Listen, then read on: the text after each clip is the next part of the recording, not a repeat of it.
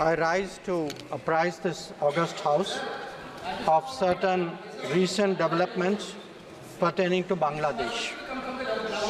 As honorable members are aware, India-Bangladesh relations have been exceptionally close for many decades over many governments.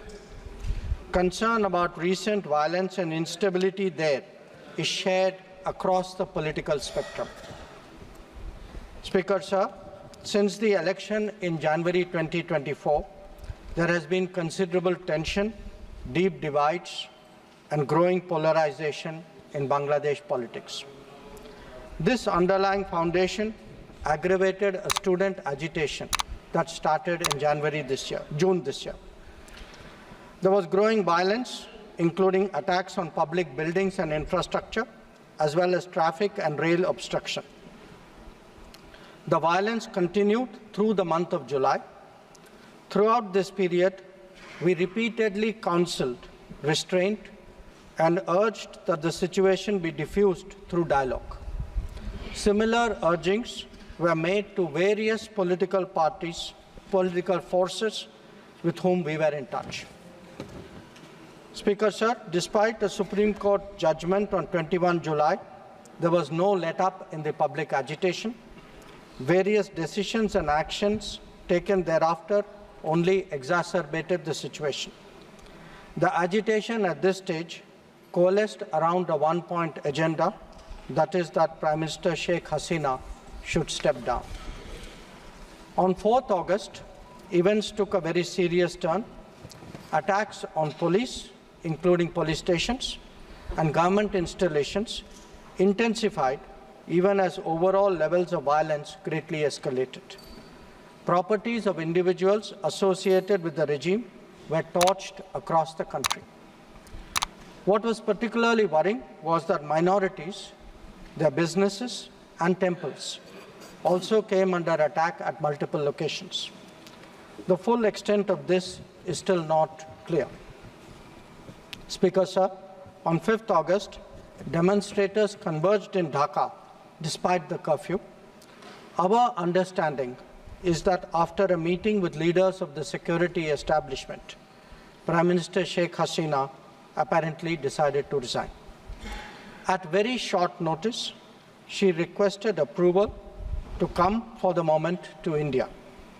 We simultaneously received a request for flight clearance from the Bangladesh authorities. She arrived yesterday evening in Delhi. Speaker, sir, the situation in Bangladesh is still evolving. The Army Chief, General Waqar-uz-Zaman, addressed the nation on 5th August. He spoke about assuming responsibility and constituting an interim government. We are in close and continuous touch with the Indian community in Bangladesh through our diplomatic missions. There are an estimated 19,000 Indian nationals who usually live there, of which about 9,000 are students. The bulk of the students, however, have already returned to India in the month of July on the advice of the High Commission.